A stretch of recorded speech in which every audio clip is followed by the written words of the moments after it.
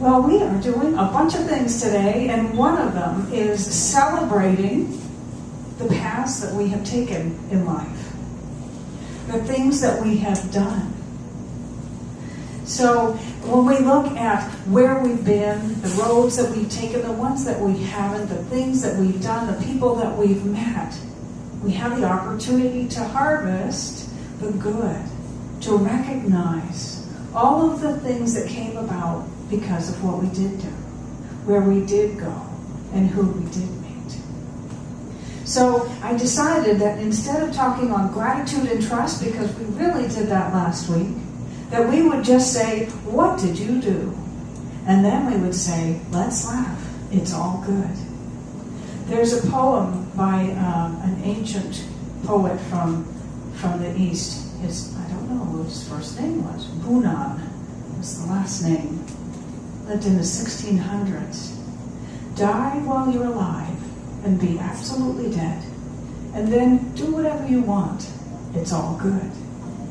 So that may be where this phrase, it's all good, came from. And what that means is to bless and release and let go completely of everything that we think is undone. And then do whatever we want, because it really is all good.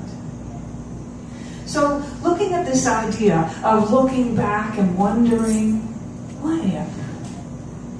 what if we had met other people and done other things? What if we had been other places? Sometimes we look back and we think, why did I do that? Why did I do that job? Why did I do that thing? And I'll tell you when I'm ready for that funny slide, by the way. Not yet. We look back and we may say, gosh, if only what I'd known then, what I know now, it would have been different. I remember I met this young woman in college. She invited me to a Bible study, and I went once. Didn't really fit for me.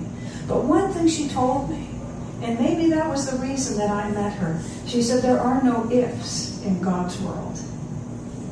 And I thought, oh, interesting. So rather than looking back and saying, gosh, if I had had a different job, if I had met different people, if I had gone to different places, then my today would be different.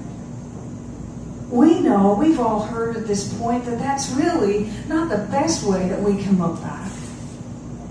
We can look back instead and say, gosh, because of what I did, and because of the people that I met, and because of the places that I did go, I am who I am today. There's this thing about, we do affirmative prayer here, and we also call it spiritual mind treatment.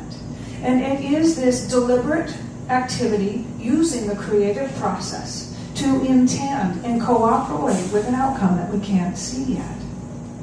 And so when we look at the products of our lives, we learn to look at them differently. We look at them and say, yes, they have shaped who we are, and we go a step further. Because we recognize, we begin to learn that who we are shaped them to begin with. And so if we look to the past with these new eyes, we can say, oh, okay, so the jobs that I did get, and the people who said no to me, the ones who said you're not hired, or you are fired, or I'm leaving you, or whatever. The ones who said yes to us. The ones who seemed to recognize us when no one else could. Do you have friends who were able to see your potential before you could, and they kept insisting there was more in you than you could recognize? And how about the places? Not just the places we wished we had gone to, because if we're still here, if we're still alive and breathing, we can go. We can still go. As a matter of fact, all of those potentials that we haven't yet realized are still present for us because they're eternal. The places, though, the places are a key not only to who we've become, but they're an answer to something. So this thing about doing affirmative prayer, which is what we teach and practice and learn to get really good at here, is about recognizing that we're part of a creative process. That everything begins in mind. In the beginning was the word, logos, an idea. It's like a seed. It lands in the creative soil of our minds, of our subjective, of our unconscious, of our soul, of a collective. And it is fertilized there, and it gestates, and it becomes something in our experience. And when we first step into classes at places like this, we recognize that we have been part of the co-creation of our experience all along, and we didn't know it.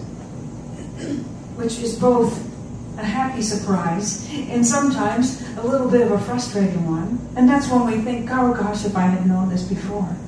But the truth of the matter is that we're knowing it at the precise moment that is perfect for us to know it. And that's always the case with everything. We're on a perfect continuum of our own unfolding, our own evolution.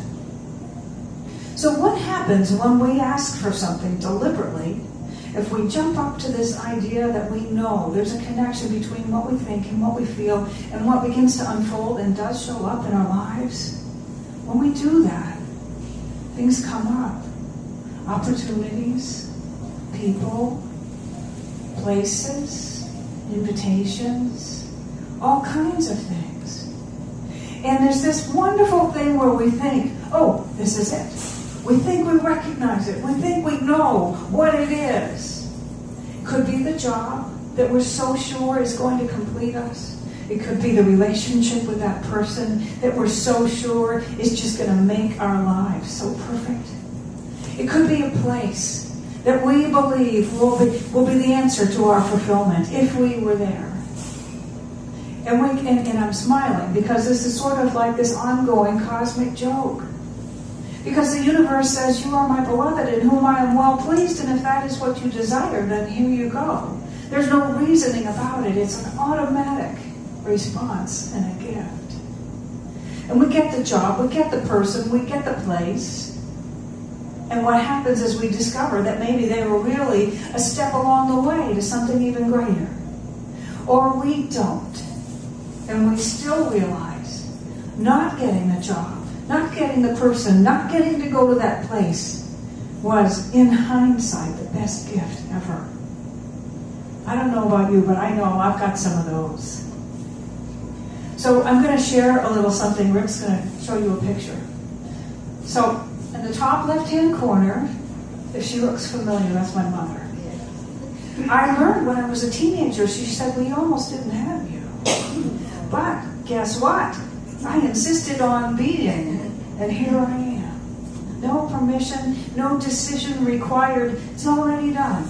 I was coming, and here I am. So I know this is a little funny, but it has to do with this path that lands right here.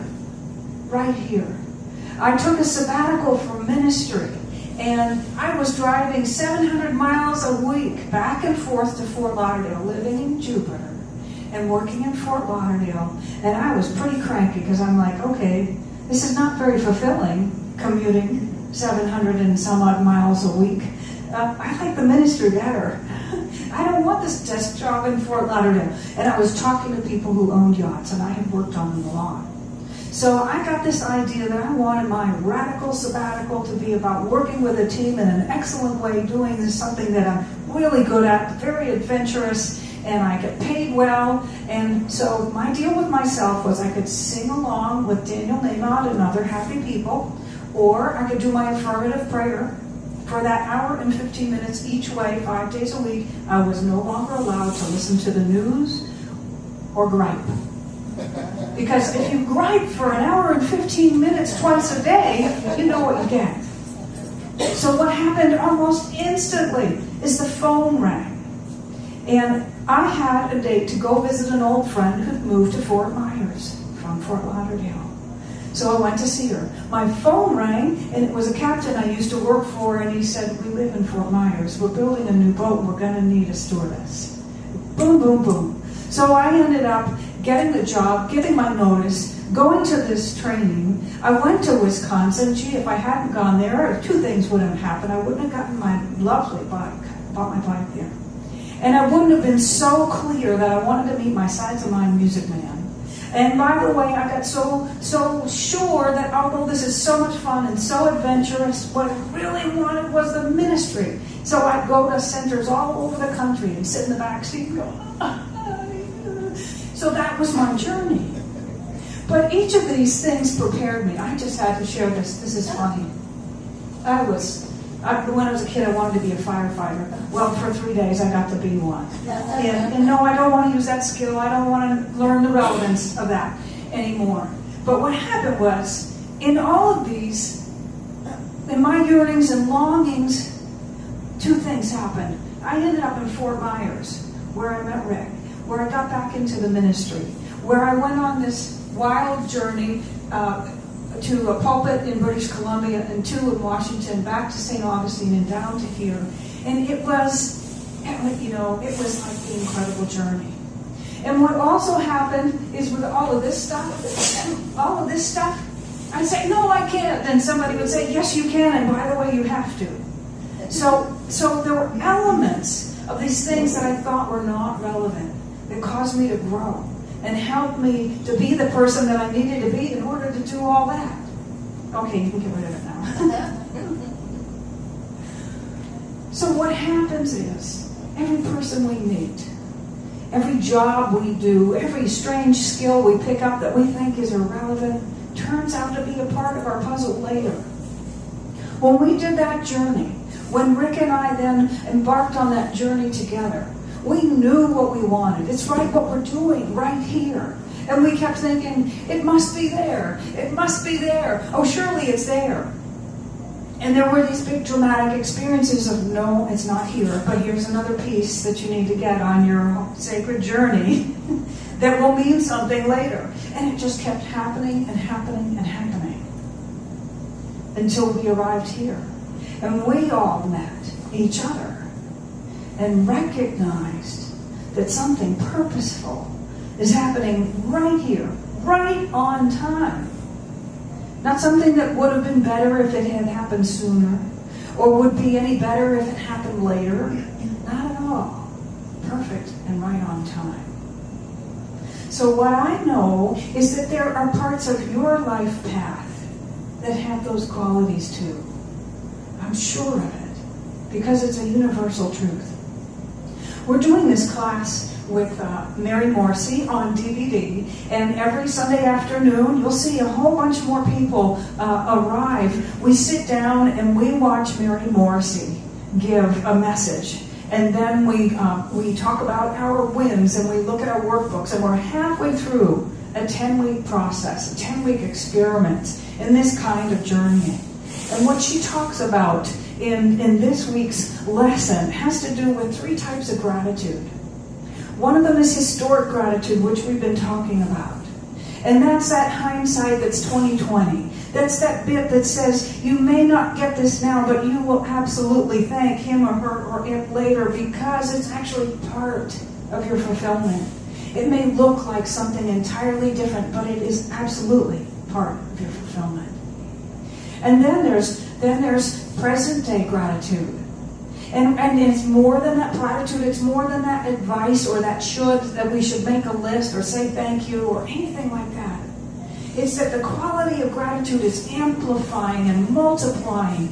So no matter what we're going through, if we can find anything to be grateful for, we will elevate our state of being. We'll elevate the place from which we come and create. We'll elevate our sight.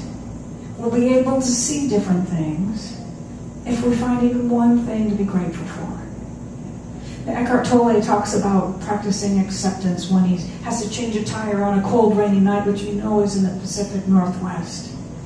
So he's not singing a happy tune, but he's at least in that place where he says, well, this is as good as it can be. And here I am. I know how to do this. I'm safe. I have what I need. And soon I'll be on my way. Now, sometimes that's all the gratitude we can muster. But that is better than the wallowing or the spiraling, right? And getting sucked downward by anything. So present-day gratitude, even in the situations that are challenging, is so useful and so helpful. The other thing is future gratitude. And that's what we do here. That's what we do in a number of trainings and classes all over the country and the world.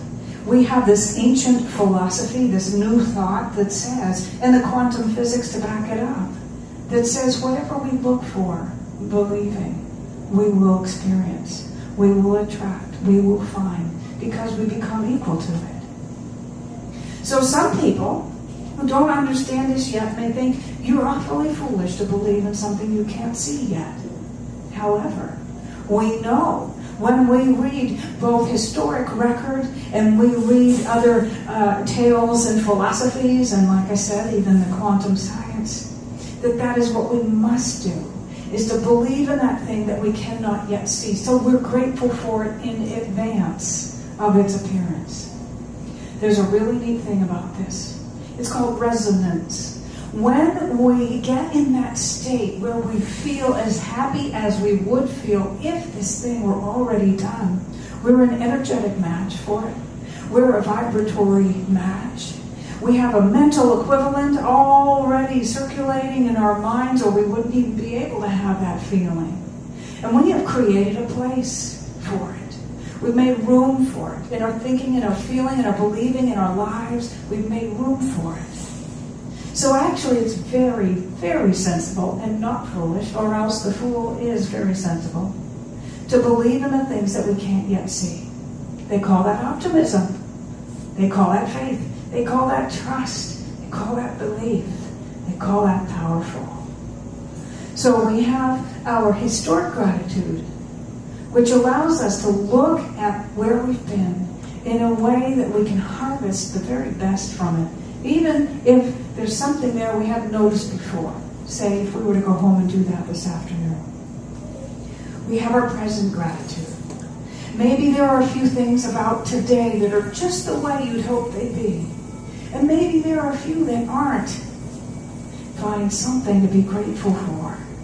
And that will elevate your come from. It'll elevate where you see from. It'll elevate what you make things mean and allow them to be. And then for that thing that you've been longing for, desiring, and maybe quietly crafting a vision statement, quietly crafting affirmations, maybe even a spiritual mind treatment, whatever your practice is, something that you've been cultivating, that is possible too. And the best way, perhaps the only way, for it to become a reality is to believe in it as if it is already done. Because we become a match for it then. So these three types of gratitude are so handy. I wanted to end with a very familiar poem here. It's from Robert Frost, that reminds us that no matter which road we took, the one that we did take has made all the difference. Two roads diverged in a yellow wood, and sorry I could not travel both and be one traveler. Long I stood, and looked down one as far as I could to where it bent in the undergrowth. Then took the other as just as fair, and having perhaps the better claim, because it was grassy and wanted wear.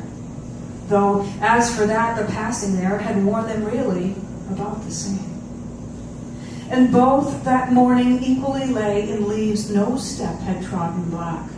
Oh, I kept the first for another day, yet knowing how way leads on to way, I doubted if I should ever come back.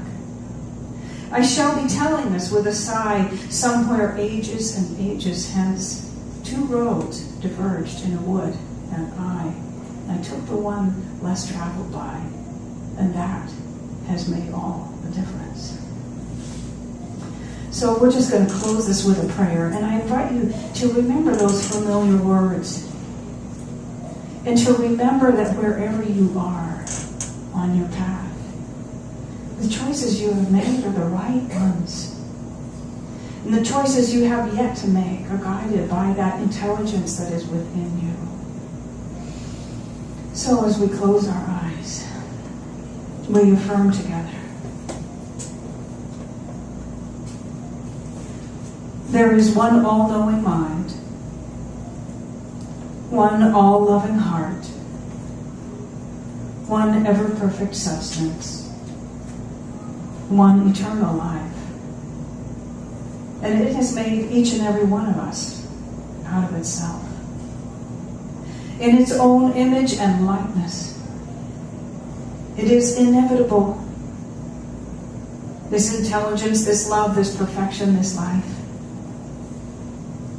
It is infinite possibility, inescapable good, infinite potential.